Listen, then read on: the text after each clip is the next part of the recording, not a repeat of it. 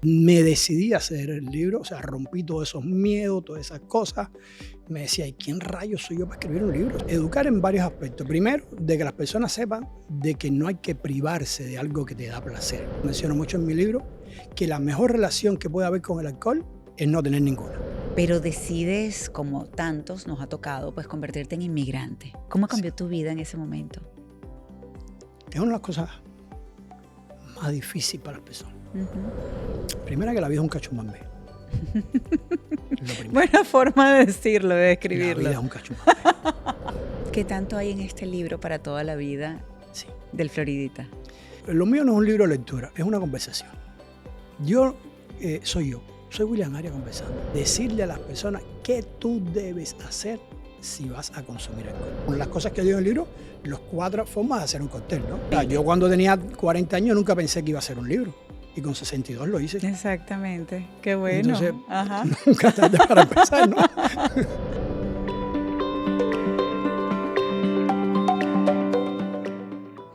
Bienvenidos a Autores, soy María Alejandra Requena y gracias por acompañarnos, gracias por marcar como favorito este podcast si nos están escuchando y por suscribirse al canal para que no se pierdan ningún episodio, ninguna historia, porque de eso se trata este podcast. Autores nace con la idea de más allá de darle una voz al escritor, es que pueda compartir su historia con todos nosotros para que de alguna manera reflexionemos sobre nuestra propia vida y podamos aprender inclusive con algunas herramientas, con algunos tips para que cada vez estemos mejor. De eso se trata este podcast y así que espero que disfruten muchísimo el del día de hoy porque esta persona no solamente viene a compartir su historia, viene a contarnos cómo este libro nació y por qué, pero sobre todo el para qué. Así que Jorge Arias, bienvenido, gracias por acompañarnos aquí en Autores con tu libro Para toda la vida, una vida frente a una copa. Me encanta ese título. ¿Por qué decides escribir un libro? Sí, bueno, muchas gracias a ti por haber tenido la cortesía de invitarme a este lugar. Muchas gracias. Feliz de tenerte acá. Mira, este libro nace producto de toda mi vida detrás de un bar, detrás de una barra. Tiene 3 elementos fundamentales, pienso yo. Primero, hay un personaje cubano, un escritor, un pensador cubano que se llama José Martí, para mí uno de los hombres más grandes de la historia. Por supuesto. Que él tiene una frase muy, muy linda, ¿no?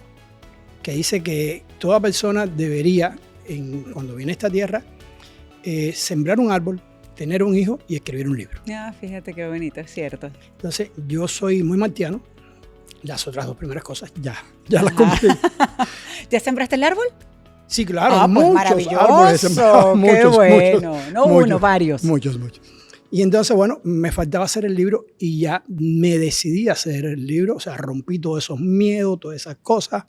Me decía, ¿y quién rayos soy yo para escribir un libro? Eso nada más lo hacen los tipos intelectuales. Dios mío, el síndrome del impostor, Así que mismo. llega y te ataca y piensa que no puedes hacer nada. Y dije, bueno, mira, yo no voy a es hacer mi así. libro. Claro, qué bueno. Y lo voy a hacer y además lo hice con la intención de la otra parte que me motivó. Yo tengo 3 hijos y cuando ya no le da de la adolescencia, una de las cosas que a mí me preocupaba era que mis hijos no cayeran en lo que yo veía todos los días. Las personas que iban al bar tomaban en exceso, perdían el control, se transformaban.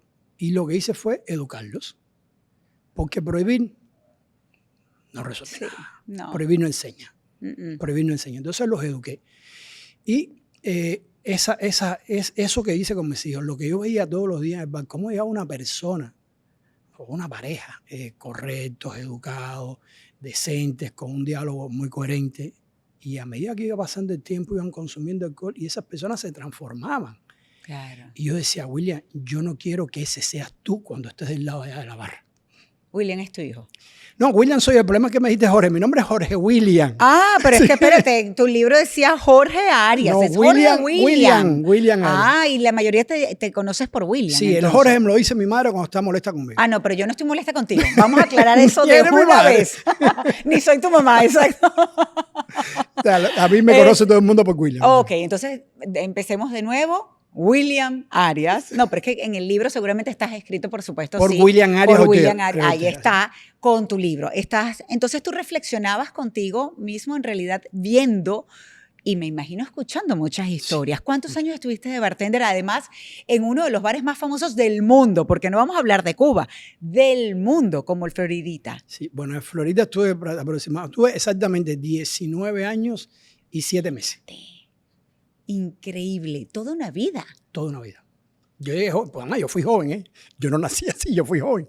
Claro, no, pero por Dios, imagínate. Pero entonces, espérate, estando allí, tú escuchabas, veías, reflexionabas quizás sobre tu vida, sabías lo que podía estar bien y lo que no.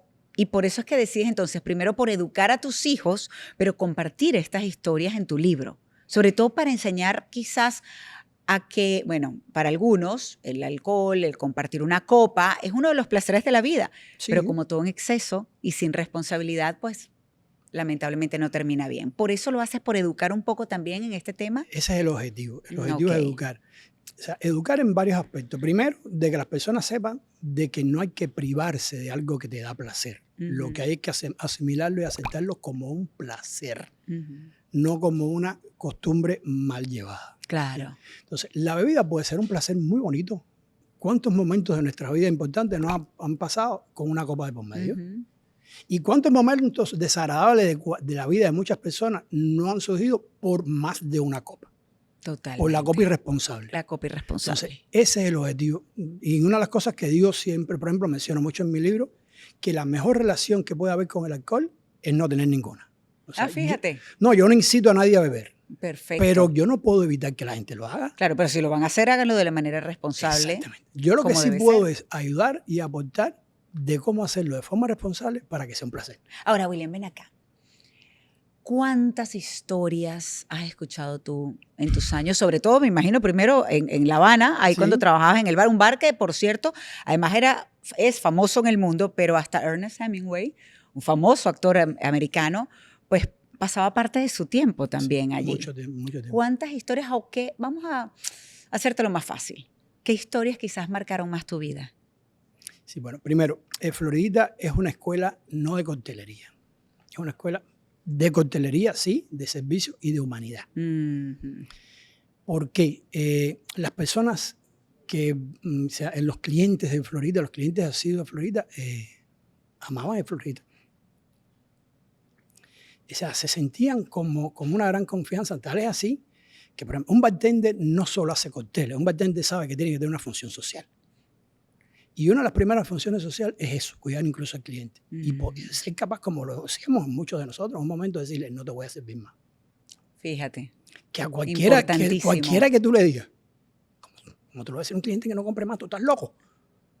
Pero yo no es ser loco, es ser responsable, es cuidar a ese cliente para que él sepa, regrese y ese hombre tenga confianza en nosotros. Exacto. Y antes de decir, déjame dónde me tomo un trago, no, voy ahí.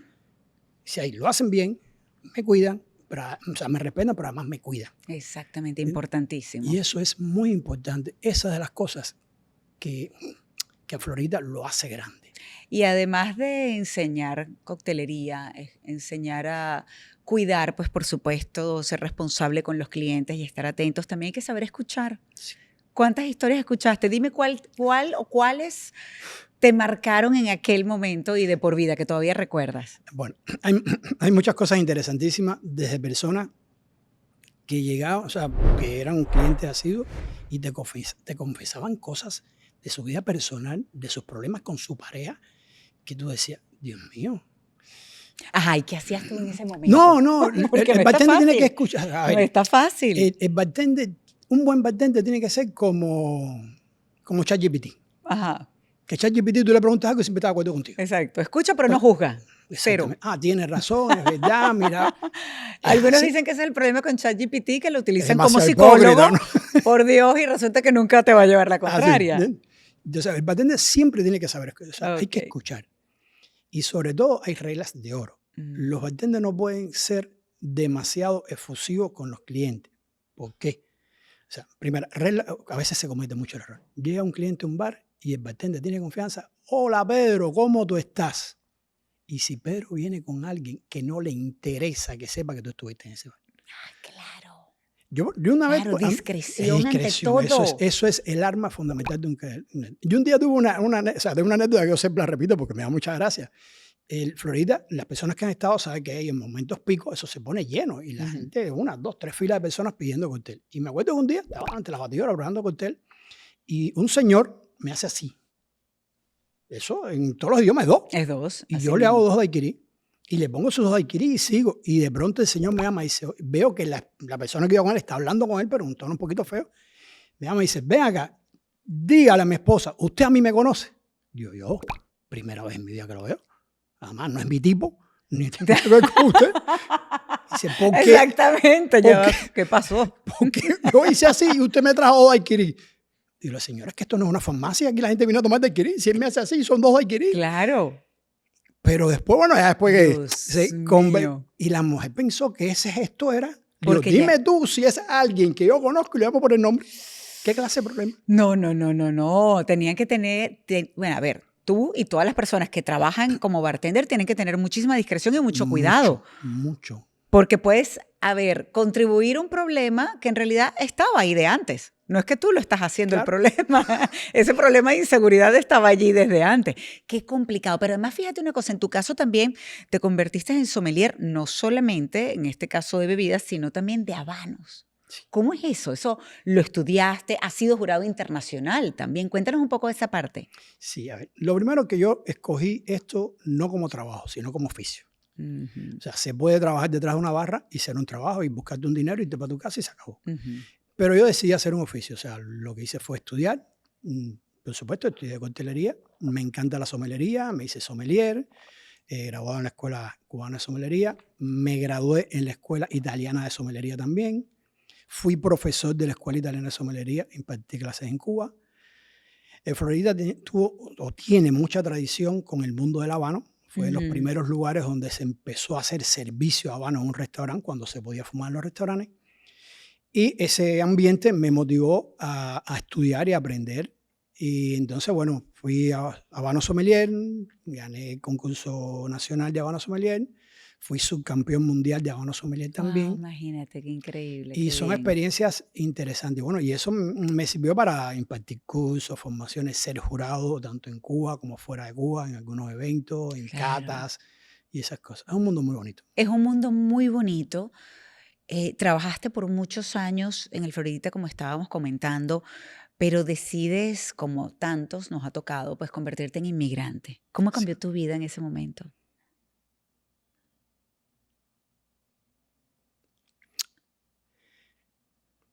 Es una de las cosas más difíciles para las personas. Los que se quedan a veces, sobre todo en países como los nuestros, ven que el inmigrante, qué suerte tuviste. Pero no es así. Es muy duro irse de su país.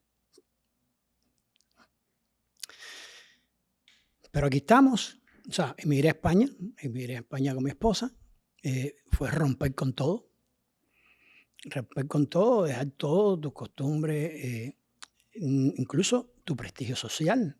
Porque, o sea, modestamente yo pienso que yo en Cuba era una persona con un reconocimiento social, en el giro, ¿no? Mucha gente incluso me trataban de profesor. Llegabas a algún lugar y las personas te admiraban por la trayectoria, o sea, con la mayor humildad del mundo, porque yo sí, inmodestamente creo que soy una persona muy modesta. No, pero es cierto, habías hecho una carrera, tenías una historia, una experiencia, muchos años en tu país y llegas a otro a empezar de cero. Tienes que aceptar de que en otro país la gente te da propuestas que tú dices, esto en Cuba a nadie se le hubiera ocurrido proponerme hacer esto. Exactamente. De ir a ver a una persona para hacer un trabajo y proponerte un trabajo que tú dices, pero ¿qué tú quieres? Que yo coja una mochila de una bicicleta y me ponga a vender botellas por ahí, como me pasó a mí, ¿no? En España. Dices, ¿pero qué es esto? ¿Te propusieron eso en un principio? Más o menos, casi. Claro. Una persona cuando supuestamente íbamos a crecer juntos con una marca, yo le iba a poner todo el know-how y todas esas cosas, y al final la propuesta que me hizo fue, vende y yo te voy a dar 1%. Mi respuesta fue, le dije, mira, no te pongas bravo. Yo soy ciudadano español, tengo pasaporte, tengo papeles. Si yo hubiera llegado aquí como inmigrante sin papeles, no eso. Yo te limpiaba la goma de la bicicleta. Claro. Pero no es el caso. Pero es distinto, claro. Entonces, bueno, esa es la vida del inmigrante. Pero nada, hay que seguir. Y donde uno esté, tiene que hacer el camino. ¿Dónde estuviste en España? Vivía en Madrid. En Madrid. ¿Por cuánto tiempo? Yo estuve 4 años y algo. Mi esposa tuvo casi 9 años.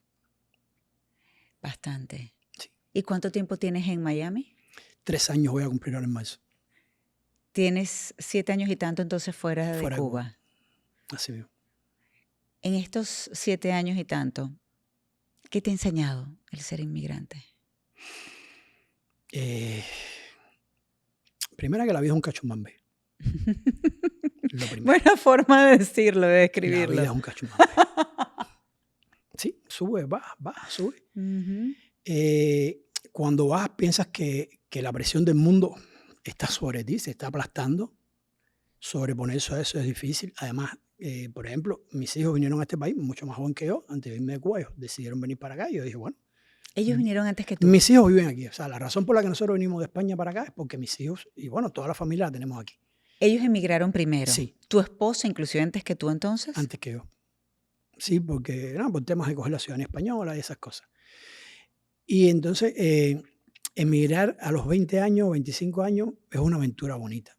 Emigrar a la edad nuestra, Es más complicado. muy complicado. No es imposible, No, pero es complicado, es muy difícil, no. definitivamente. O sea, yo cuando tenía 40 años nunca pensé que iba a hacer un libro. Y con 62 lo hice. Exactamente. Qué bueno. Entonces, Ajá. nunca es tarde para empezar, ¿no? Nunca es tarde para empezar, nunca es tarde para aprender. Lo que pasa es que los miedos, uy, qué difícil. Cuando además te conviertes en inmigrante, las inseguridades afloran. No sabes, la incertidumbre está presente día a día. Te cuesta a veces darte cuenta cuál es el camino. Lo primero, perdona, y lo más difícil, que tienes que aprender a vivir otra vida. Exactamente. Tienes que aprender a vivir otra vida. No fue la que tú aprendiste a vivir, con la que tú te formaste. Es otra vida totalmente, por completo, totalmente todo. Es un duelo. Sí. Yo lo he comentado muchas veces. El duelo del inmigrante es muy, muy fuerte. En algún momento, el esposo de una amiga me dice, por favor, puedes hablar con ella, que es que estaba la depre, la tiene terrible y llora todo el tiempo. Ellos tenían como 1 año viviendo en Estados Unidos. Y yo le digo, sí, claro, yo hablo con ella, pero yo me he caracterizado siempre por ser muy honesta. Y cuando hablo con ella le digo, mira, te entiendo, créeme, yo estuve así. Y ella me dice, pero ¿cuándo se va a pasar esto? Que es lo que tiende a pasar mucho cuando hablas con alguien que está pasando por un duelo, que sabe que ya tú lo viviste. Y yo recuerdo que le dije, mira, yo lloré casi todos los días los primeros 2 años. Y ella, ay, todavía me falta. El esposo me quería matar.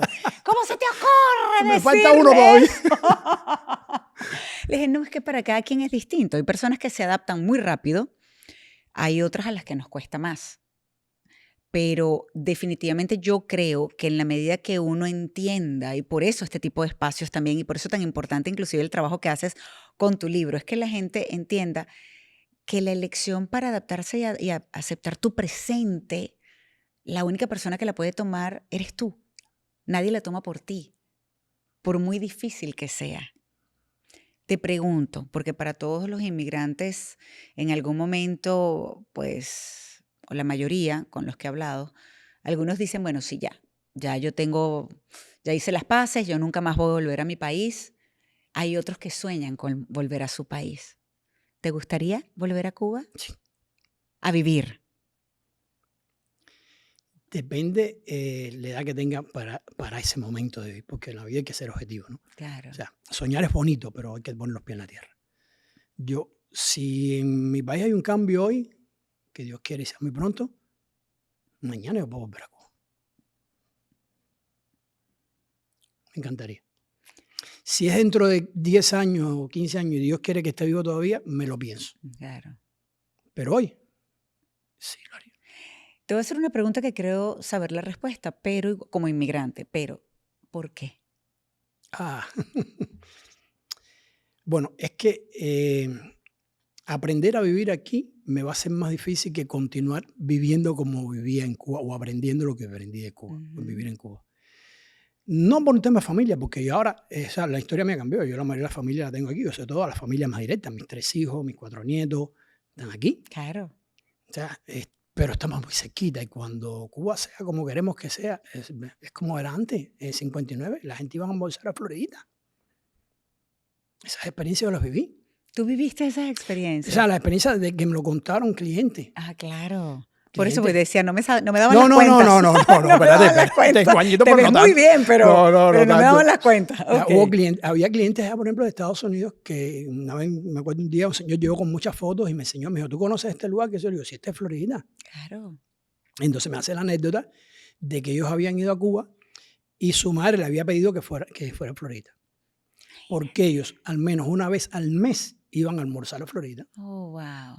Había Cuéntame un poco del Floridita, porque hasta, como comentaba hace instantes, hasta Ernest Hemingway, un escritor americano famoso, bueno, premio Nobel de Literatura en el 54, si no me equivoco, Pulitzer en el 53, un hombre muy reconocido a lo largo de la historia, pues le gustaba estar en el Floridita. Sí. ¿Cómo era el Floridita? ¿O cómo es? ¿Cómo es? Lo que pasa es que, claro, han sido distintas épocas. Claro, son distintas épocas, pero independientemente de eso, realmente mantiene bastante magia de la que tuvo en aquel momento. La mantiene. Por esfuerzo de los trabajadores, por muchas razones, pero la mantiene. A ver, en Florida es un lugar que tú entras, es como si se hubiera parado, se hubiera detenido el tiempo. La luz, la decoración, los colores, parece que el tiempo se paró. A mí nunca se me olvida todavía la primera vez que yo entré a Florida cuando fui a la entrevista de trabajo. Yo pasaba, pero nunca había entrado a Florida. Y dije, wow, ¿y esto qué cosa es? ¿Y terminaste trabajando allí por muchísimos años? Por 19 años y medio terminé trabajando ahí. Esa realmente es mi gran escuela de la vida. O sea, en todo. No hay nada en esta vida. Mis últimos, bueno, excepto hacer mis hijos, que no los hice en Florida, por supuesto. Bueno, hay quien diría que sí, puede pasar. Confieso que no fue ahí. Okay. Pero claro, pero mucho pasó de tu vida ahí en el Floridita. Todas las cosas lindas que yo le agradezco a la vida han tenido mucho que ver con el Florida, porque me formó, me educó, me humanizó mucho más. ¿Qué tanto hay en este libro para toda la vida del Floridita? A ver, bueno, primero, el libro no es un libro, como digo, lo mío no es un libro de lectura, es una conversación. Soy William Arias conversando. O sea, no es un libro técnico. Incluso cuando yo lancé el libro, yo le decía, un post que yo hice, le decía a las personas, miren, yo no he hecho un libro para decir que sé de coctelería, porque yo realmente estoy aprendiendo de coctelería. Todos los días leo de mucha gente que sabe más que yo. Mi objetivo no es decir que yo sé de coctelería. Me encanta que quieras seguir aprendiendo siempre, que estés dispuesto a aprender. Todos los días, Qué bueno. todos los días. Pero mi libro sí es para decirle a las personas de que hay formas de hacerlo bien. Y yo tengo algunas cosas las menciono. O sea, tengo tantos elementos que lo he vivido, que he visto por qué las personas se equivocan. Incluso por qué la bebida ha llegado como a ser un demonio, ¿no? Para muchas personas. Y eso es lo peor que puede haber. Si tú quieres que alguien haga algo, prohíbeselo. Exactamente. Eso llama más la atención y lo quieren hacer normalmente. ¿Cuántos no nos han metido en la cabeza de que somos niños cuando todo es no, y esto es caca, y esto no se toca, y al final dice, bueno, ¿y a qué vine esta vida? Si esto es prohibido, no puedo hacer nada. Exactamente. ¿Bien? Y es uno de los objetivos del libro. Ese es el objetivo fundamental, decirle a las personas. Primera relación con el alcohol es no tener ninguna. Ajá. Esa es la primera. Exacto. Pero si la vas a tener, porque además, ¿qué % de la humanidad no consume alcohol? Es mínimo. Vamos a apartarnos las cuestiones religiosas, musulmanas. Claro, no vamos a caer. Las personas, los que no entran de esta categoría, es mínimo. Correcto. Al menos 2 veces al mes tienen contacto con el alcohol. Y otras, desgraciadamente, 2 y 3 veces al día, ¿no? Y en este caso, en tu libro, a partir de estas historias, que en realidad son una conversación que tienes con las personas, pues ayudas a reflexionar sobre eso y a que traten de aprender de esos errores que lo viviste mucho en el pasado. ¿No? Y además, dar algunos tips, porque no solo decirte que esto es malo, eso lo saben, cualquiera puede hacer una conferencia de los daños del alcohol, eso lo hace cualquiera. Mismo haya bebido que no, o como de cigarro. Exactamente. ¿Quién no puede hacer una conferencia de los daños del cigarro? Y la gente sigue fumando. Entonces, no funciona. ¿Yo qué es lo que hago? Primero, hablar realmente de los daños del alcohol, los daños que produce el alcohol, porque es real. Si tú vas a enfrentarte a alguien, lo primero que tienes que hacer es conocerlo. Conocerlo. No hay opciones. Entonces, primero, lo que hago es una introducción muy sencilla de que la gente sepa qué cosa es el alcohol. Yo en mi libro le llamo caca, que el alcohol es caca. Pero por la explicación de qué cosa es el alcohol, ¿no? Claro. conocer el alcohol, los tipos de alcoholes que existen, para que las personas tengan en cuenta de que lo más importante es saber elegir qué vas a consumir. ¿Bien? Alejarte de muchas cosas y otras que las puedes aceptar mejor. Esa es una de las cosas que hago. Y entonces, la parte que hago también es decirle a las personas qué tú debes hacer si vas a consumir alcohol. ¿Qué es lo que yo te recomiendo que hagas antes de consumir alcohol? ¿Qué es lo que debes hacer durante el tiempo que estés consumiendo alcohol? Y si no me hiciste caso, y no le hiciste caso a la gente, y te pasaste de copa, ¿qué deberías hacer después de eso? Ah, qué bueno. Sí. Hasta para el... Incluso cosas muy elementales, nada científico, porque además lo digo en el libro. Yo ni soy científico, ni pertenezco a ninguna ONG, ni soy investigador. Yo soy, no, un borracho culto, no, una gente con cultura alcohólica. Una gente con cultura alcohólica. No un culto alcohólico, una gente con No, cultura alcohólica. exactamente. Es decir, acá también entonces pueden conseguir esas recetas quizás un poco caseras que te pueden ayudar con lo que llaman en inglés el hangover. En algunos le llaman guayabo, otros le llaman ratón. Borrachera, exactamente, resaca. que ya la resaca te puede ayudar con Sí, eso también. Si ya también. por casualidad te excediste de copas, pues también está eso allí. Pero lo ideal, y eso es lo bueno que también lo hablas, es para no llegar a ese exceso y no llegar sobre todo a Claro, arrepentimientos. porque se puede disfrutar sin llegar a ese exceso, se puede. ¿Tienes algún arrepentimiento en tu vida?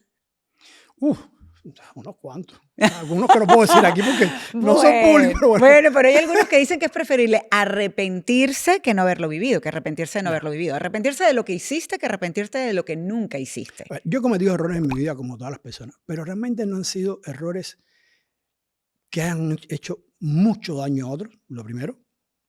Por ejemplo, yo he tenido 3 matrimonios.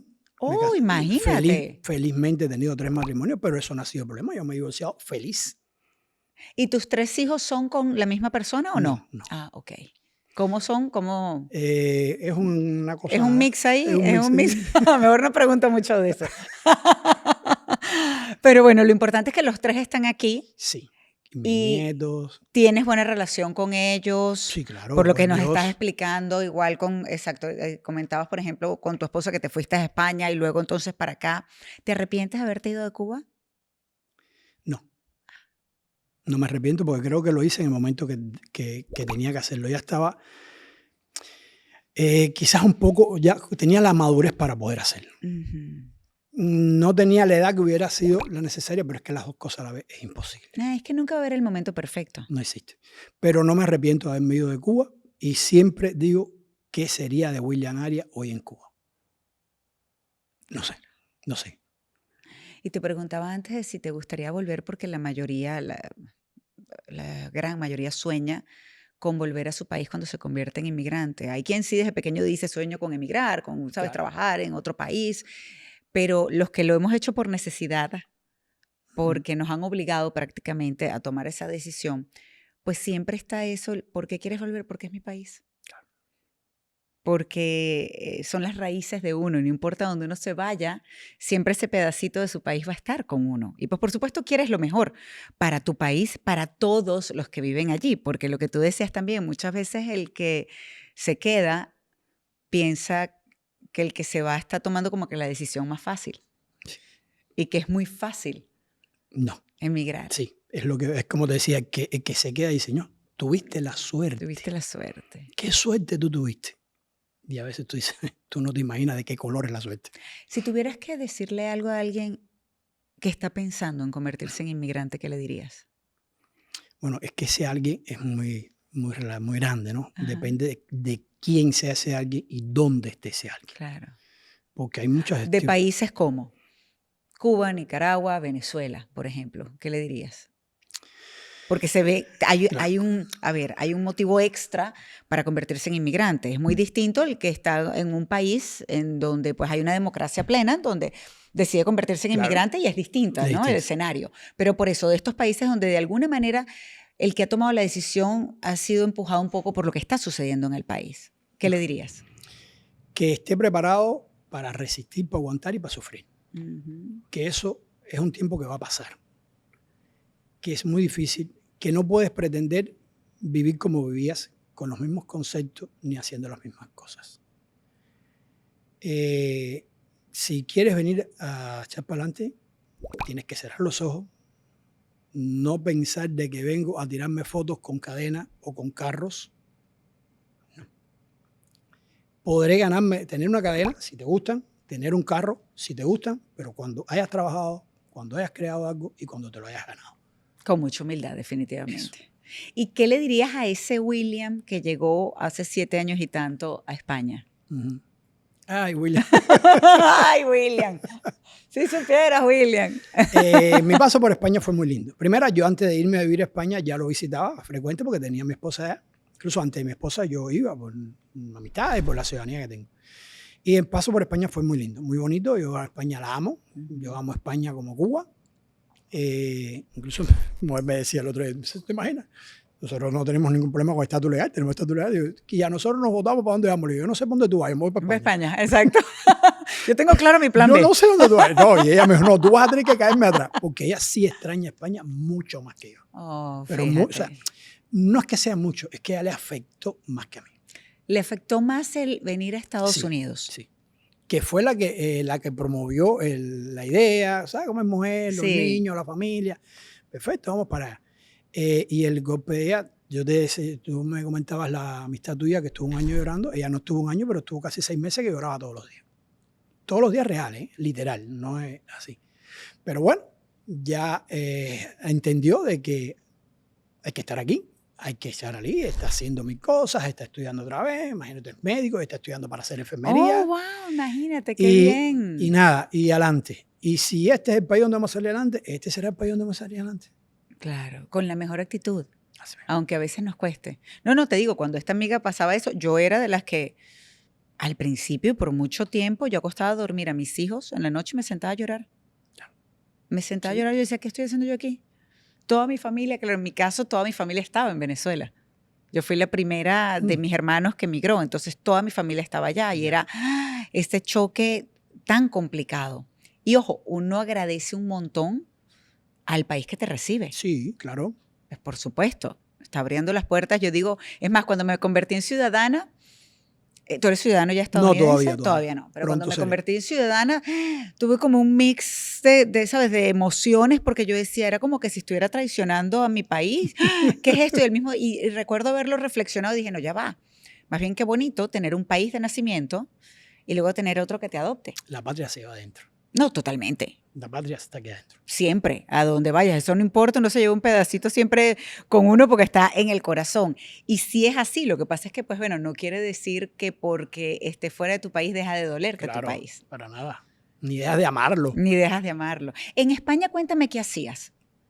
Bueno, en España, más bien, primero, yo casi fui que viví en COVID España. Ay, yo llegué a finales ¿qué 19. es eso? ¿Pero tú ibas de China a España, no? No, yo llegué a finales 19 le decía a la gente, menos mal que yo no vengo de China. Le decía a mis amistades, no, claro, exactamente. Si no, te vas a pensar que yo fui quien trae el COVID, ¿no? Yo llegué a finales del 19, bueno, y el 20 fue la cuarentena. Claro. En esa época, bueno, nada, como casi todo el mundo, iba a comenzar a trabajar. Pero no te tocó fácil, porque llegar a un país y tener que encerrarse prácticamente por el tema de la pandemia. Yo perdí un contrato de trabajo muy bueno en un gran hotel, que es una cadena de unos bares de Martini. Y realmente ahí, días, ya cuando iba a firmar el contrato, el ama del hotel me llamó y me dijo, mira, yo quiero que tú vengas para acá, pero tengo esta situación, me están cancelando reservas, estoy dando bajas, y entonces me hace falta aquí en el Dry Martini, pero no puedo. Y así, entonces, bueno, me pasé ese año, hice formaciones de venta, me preparé como closer de venta, hice varias cosas. Hice muchos live. Por supuesto, de claro. coctelería, incluso hice hasta una clase de mariajes de habano con cócteles. ¡Qué bueno! Un live. Online. O sea, fue divertido porque me puse a filmar videos. Yo en mi vida había hecho un video en Instagram. Hice no sé cuántos videos en Instagram enseñando a la gente a hacer cócteles fáciles y esas cosas. Hice todo un poco. Bueno, y ya después lo que hacía eran eventos, presentaciones. Claro. Así de todo un poco. ¿Las crisis pueden ser oportunidades para crecer, Siempre. si así lo eliges? Siempre. Siempre. Mi hijo dice una frase que yo no la voy a decir exacta, que hasta las patadas por ahí te empujan para adelante. Si lo ves de esa manera es así y no te quedas quejándote nada más porque te dieron la patada en la retaguardia, vamos a llamarlo así. Hasta las patadas, amor, empujan. Y es verdad. Las crisis son oportunidades. Además, en las crisis a ti te hacen reflexionar en cosas que en condiciones normales no has pensado. No Es has pensado. cierto, porque estás en tu zona cómoda. Estás en la zona de confort y no sales de allí por eso mismo. Ahora, fíjate, me llama la atención que en este libro, con todo lo que nos estabas contando que pueden conseguir las personas en el libro, también puede ser una guía para aquella persona que trabaja como bartender, que quiere trabajar en la coctelería. Sí. Sí puede ser. A ver, el libro pienso que está dedicado a muchas personas. Uh-huh. Yo digo que principalmente a los hijos y a los padres que ya tienen hijos. ¿Bien? Porque realmente para mí lo más importante son los jóvenes. En este caso, Claro. además, tú sabes que en esa edad de la juventud es donde las ventanas emocionales están abiertas y las malas influencias entran más fácil. Entonces es la edad donde más hay que hacer hincapié en educar, no en prohibir. Las personas que se dedican a este mundo de la coctelería, por ejemplo, el libro mío, el Kinder, muchas de las personas que compraron son personas... Que además se estrenó muy bien, por Sí, cierto, sí, felicitaciones. salió muy bien. Son personas que se dedican al sector. Pero además hago incluso una selección atrevida. O sea, yo lo digo y lo aclaro, digo que no quiero quedar bien con nadie, que este es mi libro y que hago mi selección de los cócteles que yo considero que son más importantes y que la gente debería conocer. Porque mira, una de las cosas que he observado, o sea, siempre he observado mucho en las barras. ¿Por qué tú crees que la gente llega a un bar, se viste, se estrena a lo mejor una ropa, unos zapatos de los tantos que se estrenan las mujeres, etcétera, y llega a un bar? ¿Qué vas a tomar? Bueno, señor, la carta, dame una cerveza. O dame esto. Y tú dices, ¿tú crees que esa persona se preparó hoy para venir a tomarse una cerveza? No. El problema es que no sabe qué coger. Claro. No sabe qué elegir. O te dicen, dame uno como ese. Ajá, que si tú ni no sabes lo que hay tiene. adentro, una cosa bonita con 4 flores y tú no sabes qué hay adentro. Entonces, por eso yo digo, mira, yo estoy presentándote una selección de los 15 cócteles que yo considero que son importantes que tú tengas guardados en tu vida. Claro, que los conozcas y que los puedas probar en algún momento si y así ahí tú vas lo escogiendo quieres. cuáles son más afines contigo o cuáles menos. Es mi selección y aprovecho para decirlo aquí. No estoy, o sea, mi objetivo no es quedar bien ni con los eruditos, ni con los investigadores, ni con las personas. No, es mi selección de lo que yo creo. Y ahí explico cada cóctel, una breve historia de ese cóctel, de las tantas que hay, porque detrás de un cóctel es una bebida, pero es una historia. Eso lo hizo alguien. Eso lo hizo alguien. Y detrás de cada cóctel hay una historia, pero además que son preciosas, ¿eh? Las personas que les gusta escuchar historias, si se pone a leer la historia de los cócteles, tiene para estar 10 años leyendo. Cuéntanos una. Aprovechar porque tenemos poco tiempo, pero cuéntanos una. Una. Mira, algo muy interesante. Por ejemplo, la mayoría de los cócteles que nacieron aquí en la zona nuestra del Caribe, siempre hay un americano detrás. Tú dices, coño. ¿En serio? ¿En serio?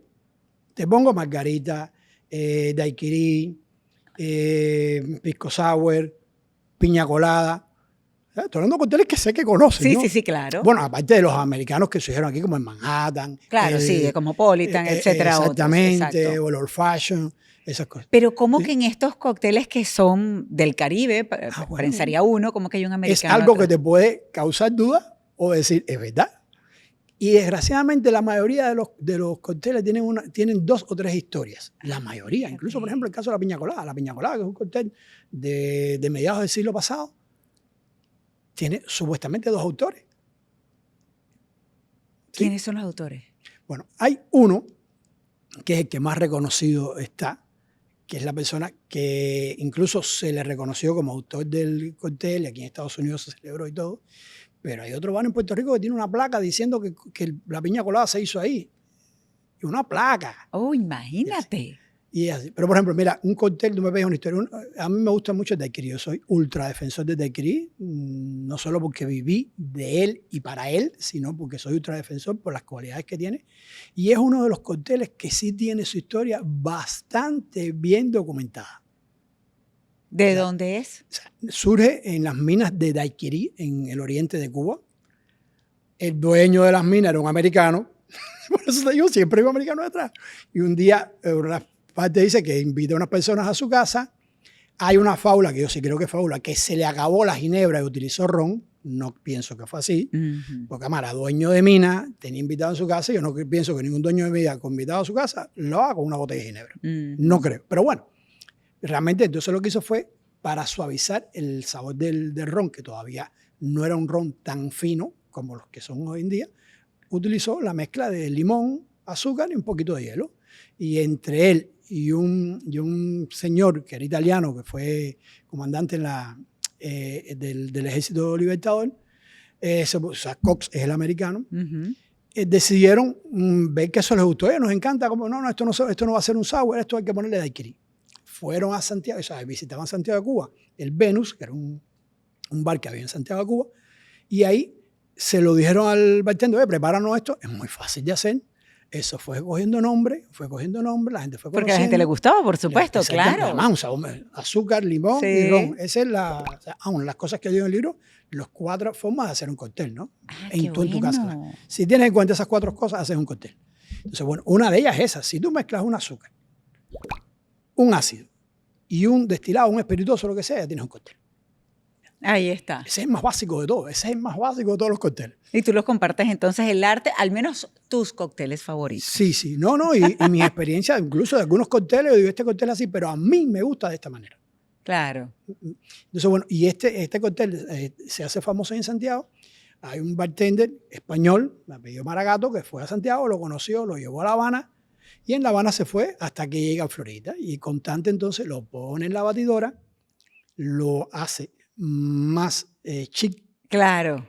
más moderno, porque primero el calor de Cuba, imagínense un trago donde era el ron con un poquito de hielo, pero ya frozen es diferente. Más todavía, claro. Mucho más agradable. Sí, y más es agradable. una de las cosas que ha ido a hacer ese cóctel un templo de él. Pero fíjate, me encanta porque compartes pues esos cócteles que para ti son los mejores, son los que más te gustan. Pero la finalidad de este libro sobre todo es educar. Educar a los jóvenes, educar a los padres también, inclusive en cómo tener esas conversaciones con sus hijos, que es importantísimo y por algo que además dijiste que me encanta y es para que pues no cometan esos errores que tú por tantos años los viste detrás allí de la barra del Floridita donde trabajaste por años. Pero además, gracias por compartir tu historia también como inmigrante, porque eso conecta emocionalmente con muchísimas personas que nos están escuchando, que nos están viendo en este momento, dependiendo. Y la vida frente a una copa, en este caso para toda la vida frente a una copa, que es tu libro, que lo pueden conseguir en Amazon, en Kindle, impreso también, ya seguramente ustedes lo pueden buscar. ¿Piensas escribir otro libro? Sí, bueno, de hecho te voy a confesar algo. Ya que estás esto poca escribiendo el gente- segundo. No, tengo un segundo terminado. ¡Qué Pero que no tiene nada que ver con esto, es una novela de amor. Bueno, pero maravilloso. ¡Qué bien! Que no tiene que ver con mi vida, por favor. Hay que aclararlo, así será Sí, esa porque, novela. Bueno, tiene de todo, hasta un toque erótico y todo, tiene de todo. ¿En serio? Ya Qué tengo escrito una interesante. novela, pero bueno, hasta que no salga esto, después tengo que dedicarle tiempo a revisar. Y ya tengo en mente lo que quiero hacer de mi segundo libro, que sí tiene que ver con el tema de servicio, es igual para ayudar, para que orientar un poquito a las personas cuando llegan a un lugar, a un bar, a un restaurante, qué hacer, qué no debes hacer, por qué escoger una cosa, por qué no, para qué sirve la servilleta, para que cuando ves 4 o 5 cubiertos no te asustes. Tiene que ver con etiqueta, entonces Con- también. Y de ¡Qué todo, porque no solo bueno! etiqueta, es que a veces tú ves que eso lo viví yo, que llegaban las personas a veces muy humildes Y no sabían, y se asustaban, sí. no disfrutaban. Sí, No disfrutaban el día porque se pasaban las 2 horas asustados. exactamente. Veían una copa larga, 2 cubiertos, 4 y decían, hombre, eso no muerde y si no te gusta, déjalo y come y sé feliz. Exactamente, bueno, es como dicen, en algún momento recuerdo que decían no podías combinar el vino blanco con la carne o el vino tinto con el pescado y ya después se dice, mira, el que mejor te guste, el que te provoque para ese momento, aunque bueno, depende por supuesto, Claro, está para todos mejor los gustos, ¿no? recomendar lo que está demostrado que mejor funciona, pero al final el gusto es tuyo. Claro, en un momento me dijeron, el mejor vino es el que te guste. Claro, sin duda.